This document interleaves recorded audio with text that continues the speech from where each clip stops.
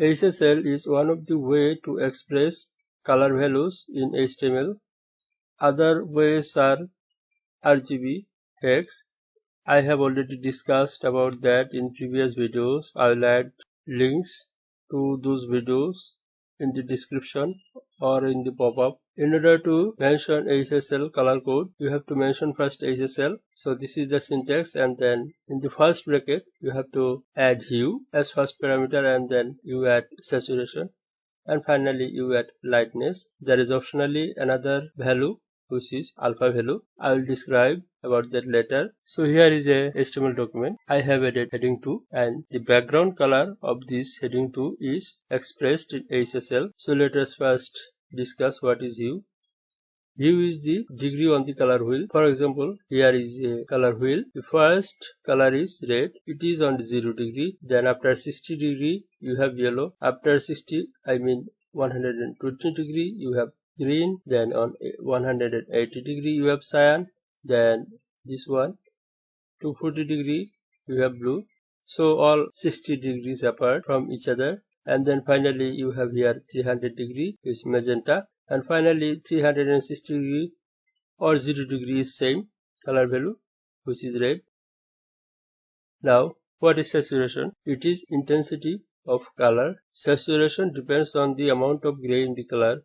If it is 100%, that means there is no gray, but if it is 0%, then it is fully gray. And then we have lightness. How much the color is light or how much is black. It is expressed by lightness. We will see in the example. Then we have alpha value. This is optional. How much your color is transparent depends on this value. It can be from 0 to 1. So it can be, for example, like 0.7, 0.5. So mainly fraction value. Now let us check the output of this HTML document. Today I will check it in Chrome because the color system or color wheel in Chrome is better than Firefox. So here is the output. Let us inspect.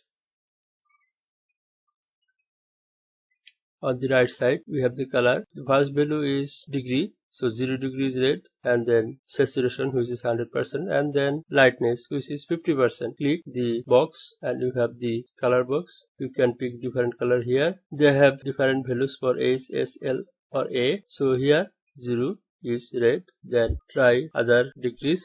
For example 60 becomes yellow, 120 becomes green, and then 80 becomes blue, 240 becomes 180 becomes cyan, I think. Let us check. Yes, cyan, then blue and magenta. So 240 blue, and finally 300 is magenta, and 360 will be red. And let us check the saturation, which is amount of gray. You see our point is here. There is a red marker. There is a circle here. So if I decrease it, it becomes towards the gray on the left side. You see. So I am closing towards 0 and it is becoming fully gray. So it is fully gray instead of red. Now let's put 100%. So there is no gray. And then you have lightness. So currently it is in the middle point. If I decrease value, it will become darker. You see, it is the circle is going downwards. At 0 it is completely black. Then again make it 50% and let us increase. You see, it is going on the left, towards the left, and it is becoming lighter. You see, color is becoming lighter here. And at 100%, it is completely white or light. Let us make it again 50%. Now let us work with this. Let us decrease the value. So maybe 0.2. It is much more transparent than before. So if you move it like this, the fraction will increase or decrease, and our transparency will increase or decrease. So again, let us put 1. And now let us try to add the alpha value in our code. So here maybe add a comma and put point, let's say 66 or maybe 33. Save and reload. You see, it is now transparent and value here is 0.33.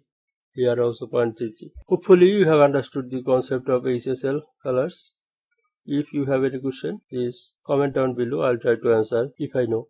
Thank you.